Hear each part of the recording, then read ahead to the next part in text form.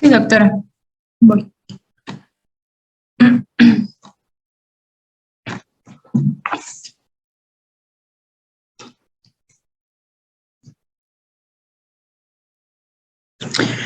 Ok, bueno, buenas tardes compañeros. Ahora vamos a ver el tema de hipertensión intracraneal.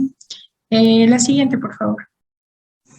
Como pequeña introducción, bueno, la hipertensión intracraneal es una causa importante tanto de morbilidad como de mortalidad en pacientes con enfermedades neurológicas.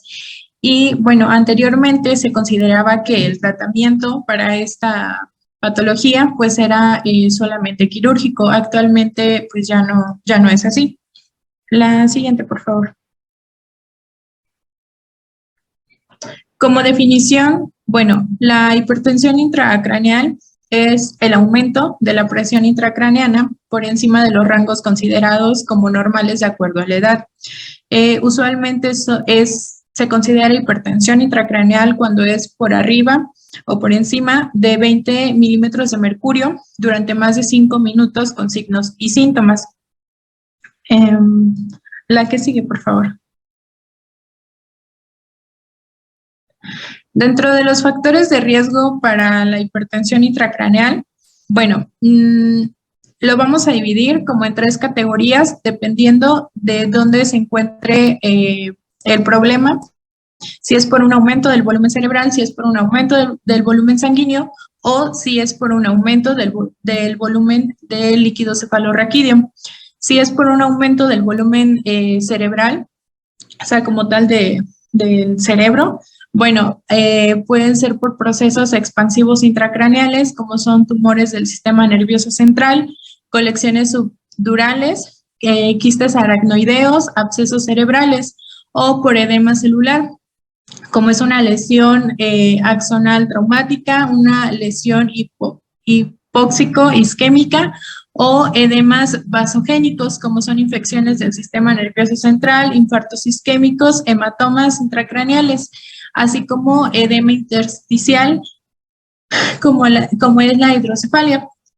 Y por un aumento del volumen sanguíneo, pues tenemos trombosis de senos venosos, hipercapnia, la hipertensión arterial, traumatismos craneales, así como el síndrome de vena cava superior. Y en cuanto al aumento del volumen del líquido cefalorraquídeo, podemos encontrar la hipersecreción, obstrucciones, alteraciones de la reabsorción, así como malfunción de válvula de derivación ventriculoperitoneal. Pero, bueno, estos son como los factores de riesgo en general, pero encontré que el factor como más importante o la causa más importante que va a desencadenar una hipertensión intracraneal o endocraneana es la injuria cerebral traumática, es decir, pues sí, trauma cerebral. La siguiente, por favor.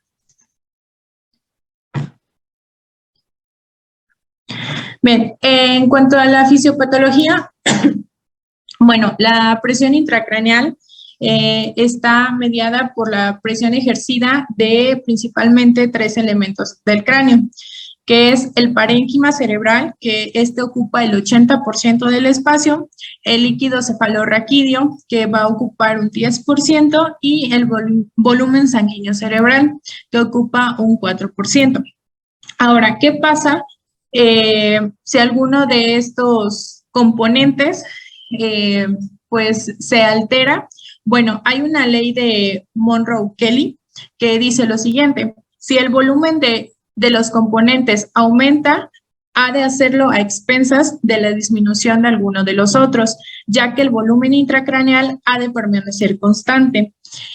Y bueno, aquí hay que recordar que el parénquima cerebral no puede disminuir porque la presión intracraneal siempre debe mantenerse constante. Pero cuando hay una anormalidad en el parénquima cerebral, no puede disminuir, entonces, por lo tanto, van a disminuir ya sea el líquido cefalorraquídeo o el volumen sanguíneo para tratar de compensar, pues, esta presión que se está ejerciendo de más dentro del cráneo. La que sigue, por favor. En la siguiente imagen es como, bueno, en esta imagen está más ejemplificado lo que les acabo de mencionar. En el centro de color, pues como rosita, tenemos el cerebro. Del lado izquierdo tenemos, perdón, tenemos los volúmenes sanguíneos y del lado derecho tenemos el líquido cefalorraquídeo. La primera como barrita que vemos es lo normal, lo que deberíamos de ver. La segunda barrita, la de en medio, es un estado compensatorio. Vemos que aquí ya hay un color morado, que hay una masa. Entonces, al haber esta presencia de la masa, el cerebro no puede disminuir su 80%, se va a mantener siempre igual. Entonces, vemos que aquí se abren como unas pequeñas chasitas para compensar este espacio que se está ocupando, y vemos que tanto el líquido cefalorraquídeo como los volúmenes, tanto arterial como venoso, pues disminuyen para tratar de compensar la presión. La última imagen, la de hasta abajo, es un estado ya descompensado. Y bueno, aquí vemos que prácticamente el líquido cefalorraquídeo disminuyó pues totalmente. ¿Le puedes dar un clic, por favor? Y bueno, aquí ya nada más es como recordatorio que la alteración de cualquiera de estos pues va a producir un desequilibrio en el sistema, y esto va a tratar o va a obligar a instaurar mecanismos compensadores. La que sigue, por favor.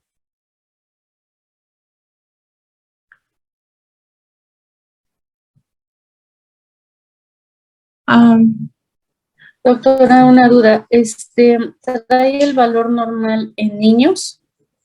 No lo puse, doctora, pero mencionaba que puede ser de 15 a 22 milímetros de mercurio.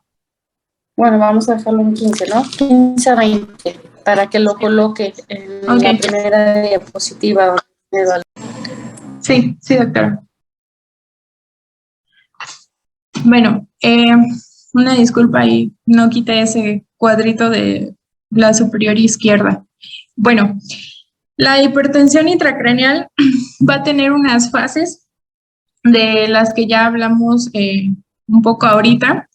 Y para ver estas fases, que son 3, que es la fase de compensación, descompensación y la herniación, tenemos esta gráfica que nos va a ayudar un poco a entenderla y a verla con lo que les voy a explicar, nos podemos como guiar. Esta gráfica es la relación no lineal entre la presión intracraneal y el volumen intracraneal. La primera fase de esta hipertensión intracraneal también se le conoce como fase inicial, y en esta lo que va a ocurrir es un aumento de cualquiera de los componentes que ya les mencioné, y va a producir un desplazamiento ya sea de la sangre o del líquido cefalorraquídeo, de acuerdo a lo que de alguno de los componentes para compensar. ¿Cómo va a ocurrir esto? ¿De qué manera? Bueno, pues ya sea tanto de la sangre o del líquido cefalorraquídeo, lo van a hacer, pero a lo largo del eje espinal. O sea, va a tratar de buscar como salidas para disminuir o mantener la presión intracraneal. Esto sucede así en los adultos, porque como sabemos, en los adultos las suturas, y pues no tenemos ya fontanelas, ¿no? Y las suturas están rígidas y pues no puede haber como desplazamiento de los huesos del cráneo. Pero en lactantes hay una pequeña variación, porque en ellos lo que va a ocurrir es que va a haber un aumento en el perímetro craneal. Esto va a ocurrir porque va a haber un abombamiento de la fontanela tanto anterior y un movimiento o desplegamiento de las suturas craneales para compensar. Pero ¿qué pasa en esta fase inicial? Bueno, esta fase inicial o de compensación es lo que vemos nosotros en la gráfica como la línea negra. Vemos que a manera horizontal el volumen intracraneal aumenta en mililitros, y la presión sí aumenta, pero es mínima. O sea, aumenta hasta valores, si no estoy equivocada, puede compensar hasta 24 milímetros de mercurio. Entonces, vemos que sí hay un aumento de la presión, pero todavía se puede como compensar. Cuando supera este margen, entonces entra en una fase de descompensación. Esta segunda fase de descompensación ya van a ser presiones que van a estar de 25 a 30 milímetros de mercurio. Una vez que se alcanza este límite de compensación, se va a iniciar un aumento progresivo de la presión que va a estar ejercida por el líquido cefalorraquídeo dentro de los ventrículos cerebrales. Ahora, aquí podemos ver una diferencia muy notoria con la fase anterior porque vemos que el volumen ya no es tanto, o sea, sí aumenta, pero la pendiente está prácticamente hacia arriba porque la presión ya es pues mayor, ya aumenta mucho más. Ahora, aquí algo importante que encontré que en esta fase de descompensación sí es muy pronunciada en cuanto a la presión, pero mencionaba que pequeños cambios en el volumen van a causar cambios significativos en la presión intracraneal, es decir, un tratamiento o un manejo en esta fase, aunque sea mínimo, va a ayudar a disminuir la presión intracraneal. Y la tercera fase, bueno, en esta tercera fase ya son presiones por arriba, cuando hay presiones por arriba de 30 milímetros de mercurio, y aquí va a ser tanta la presión que se van a producir herniaciones. Estas herniaciones se van a producir por un desplazamiento del parénquima cerebral pues a través de las estructuras, ocasionando estas herniaciones en el tejido cerebral. Las consecuencias de estas herniaciones, bueno, me parece que ahorita un poquito más adelante en el cuadro clínico se las va a mencionar mi compañero, pero las consecuencias de estas herniaciones es que van a producir pues lesiones cerebrales por compresión y tracción de las pues estructuras que están implicadas, y también se va a producir una isquemia debido pues al compromiso de los elementos vasculares. Doctora, ¿a partir de cuánto de presión empieza la sintomatología neurológica? Pues menciona que es a partir de los 20, no. Sí, desde que inicia la fase de compensación, doctora. A partir de 22. Ok. A partir de 22. Sí, doctora.